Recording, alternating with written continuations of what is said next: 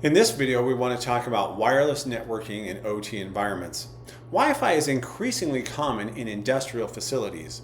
Mobile HMIs, handheld scanners, remote sensor polling in areas where cabling isn't practical, and wireless field instrumentation.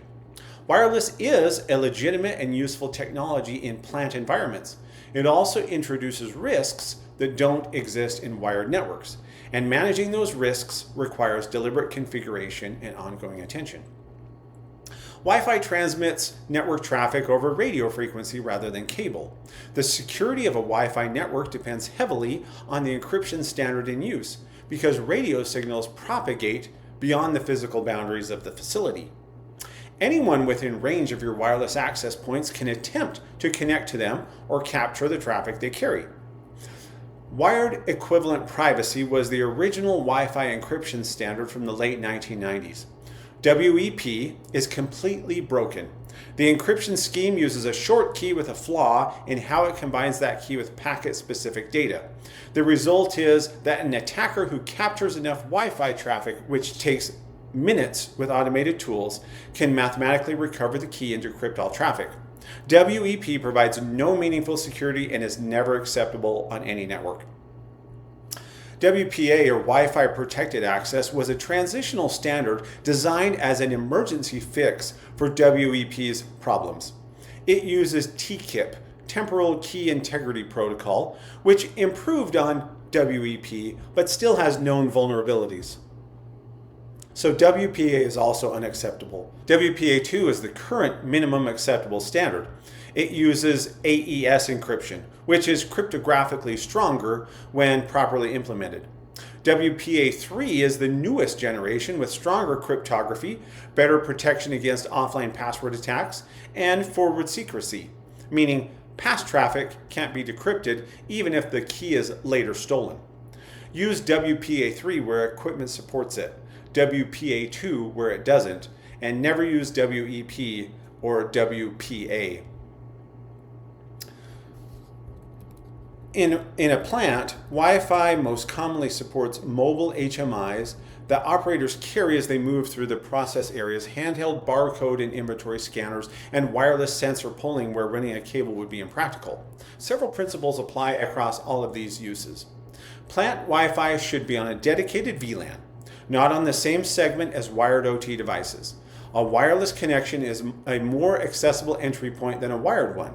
Someone outside the building or in a parking area can potentially reach a wireless access point. Putting wireless devices on the same flat network as PLC means that wireless vulnerability translates directly to PLC exposure. A dedicated wireless VLAN with firewall controls between it and the wired OT segments will limit your exposure. Use separate SSIDs for different user populations, each on its own VLANs. SSIDs are the identifiers for Wi-Fi access points. Operations personnel using mobile HMIs get one SSID with access to OT systems they need. IT staff get a second SSID with access to corporate systems. Contractors and vendors get a third SSID with no OT access. Internet only or a dedicated path to specific resources. Each SSID maps to a different VLAN with different firewall rules. Again, we are segmenting.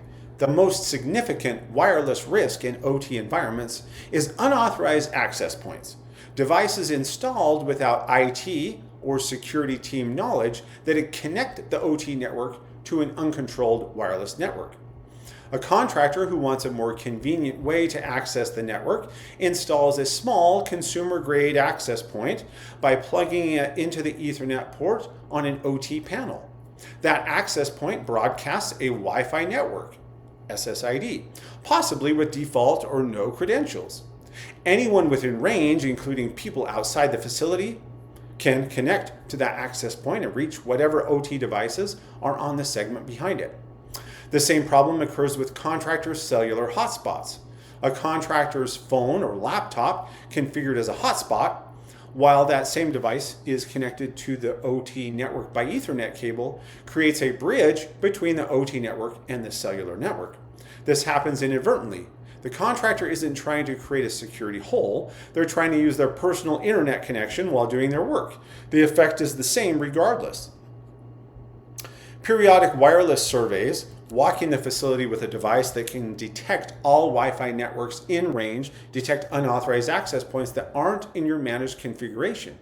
An SSID you don't recognize, or an access point with an unfamiliar MAC address broadcasting from the plant floor is worth investigating immediately. Beyond wireless, there's a broader question of how to control what can connect to OT switch ports at all. 802.1x is the enterprise standard for port-based access control.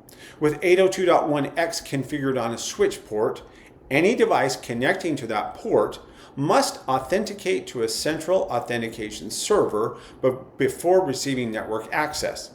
The switch acts as an enforcement point. A device that plugs in without valid credentials doesn't get connectivity.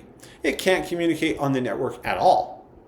In OT environments, 802.1x is more complex to implement than in IT environments because many OT devices like PLCs and other instruments, legacy HMIs, they don't support the authentication protocol that 802.1x requires.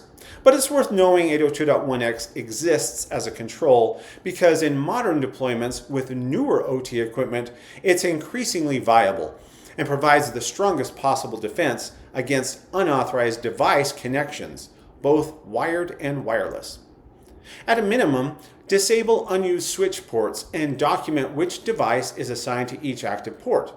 A physical port with nothing plugged into it should be administratively shut down, not left open and waiting.